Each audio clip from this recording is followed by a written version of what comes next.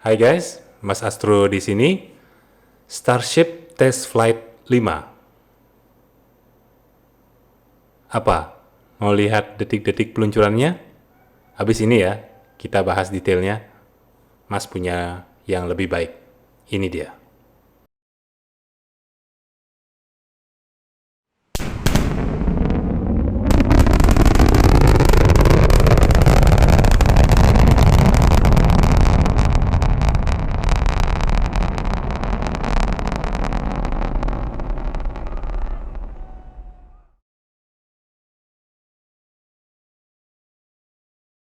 Anjay, gokil. Ngeri nggak tuh? Ditangkapnya Super Heavy Booster, Wak. Itu setara menangkap gedung 20 lantai yang sedang melayang ya. Jadi kita apresiasi untuk seluruh tim Starship Test Flight 5 ini setinggi-tingginya. Oke, Starship Test Flight 5. Sebelumnya terjadi semacam simpang siur ya tentang kapan peluncuran akan dilakukan. Karena ketika Starship sudah ada di posisi tower, FAA masih belum mengeluarkan izin untuk Starship Test Flight 5. Malah FAA ini diisukan baru akan memberikan izin peluncuran pada bulan November. FAA ini lembaga yang memiliki wewenang dan regulasi untuk setiap penerbangan di wilayah ruang udara Amerika Serikat ya, termasuk juga soal peluncuran roket. Jadi agak alot ya, karena memang ada beberapa hal yang memang menjadi kekhawatiran. Karena Starship mendaftarkan profil peluncuran Test Flight 5 ini dengan melakukan pendaratan dan melakukan manuver untuk menangkap Super Heavy Booster di tower peluncuran. Nah, inilah yang dipermasalahkan oleh FAA tentang seberapa siap dan yakin pihak Starship terhadap Super Heavy Boosternya. Karena jangan sampai ya terjadi kegagalan fatal saat melakukan proses manuver kembali ke tower. Apalagi setiap uji coba peluncuran Starship di wilayah ini selalu tiba-tiba dipenuhi dengan ratusan ribu orang yang ingin menonton ya, yang datang dari berbagai daerah. Padahal desa Boca Chica yang sekarang namanya berubah jadi Starbase ini adalah daerah terpencil ya dulunya. Mungkin ini adalah bentuk antusias masyarakat tentang Starship ini. Kemudian ada juga sedikit kendala berkenaan dengan komplain orang-orang dan lembaga independen lingkungan hidup ya, mengenai polusi air yang diciptakan oleh sistem deluge atau sistem peredam gelombang shockwave pada Starship.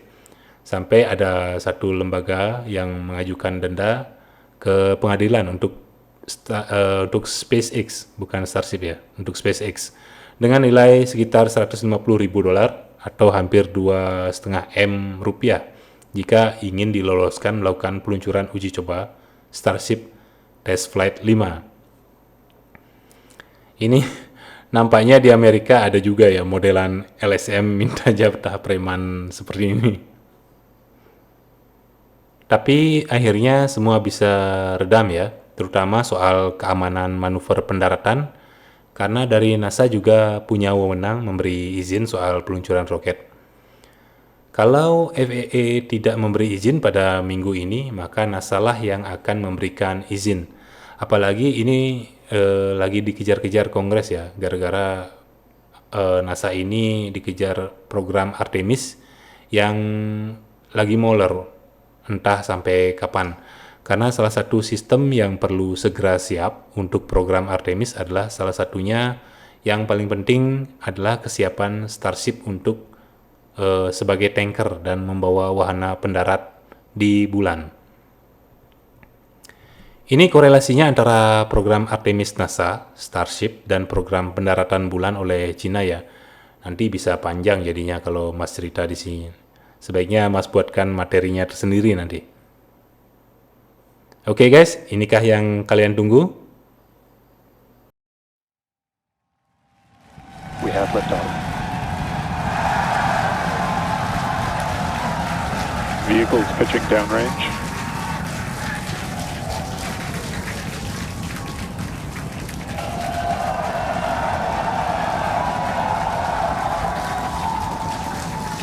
Booster after chamber pressure nominal.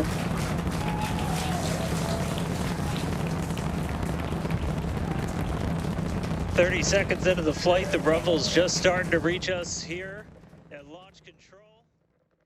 Starship Test Flight 5 berhasil diluncurkan pada pukul 7.25 pagi waktu setempat atau tepat 7.25 petang waktu WIB. Jadi ini pas beda 12 jam ya dengan waktu di sana pada 13 Oktober 2024.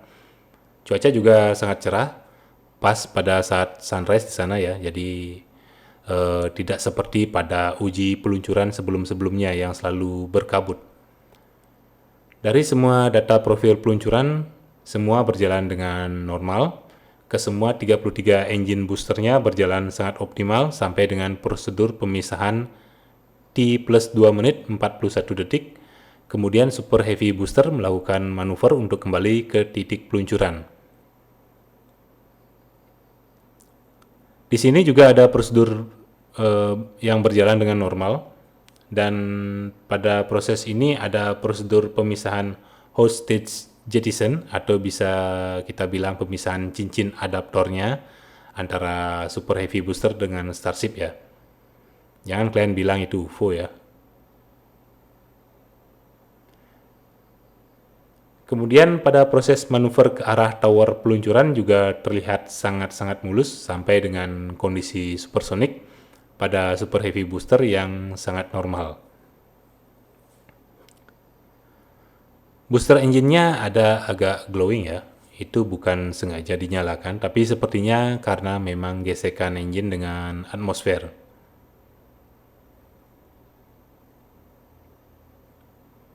Kemudian tepat di plus 6 menit 30 detik, keseluruhan 13 engine pada lingkaran dalam berhasil dinyalakan kembali untuk melakukan pengereman.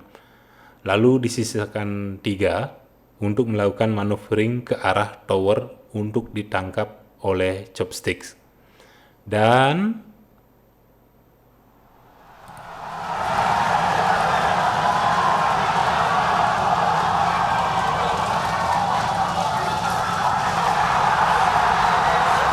Booster landing burn shutdown. Megadilla has caught the booster.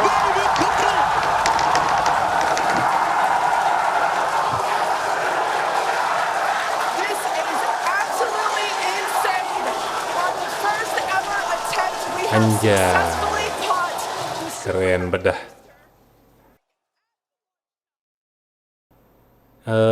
Starship mana mas? Oh iya, sampai lupa.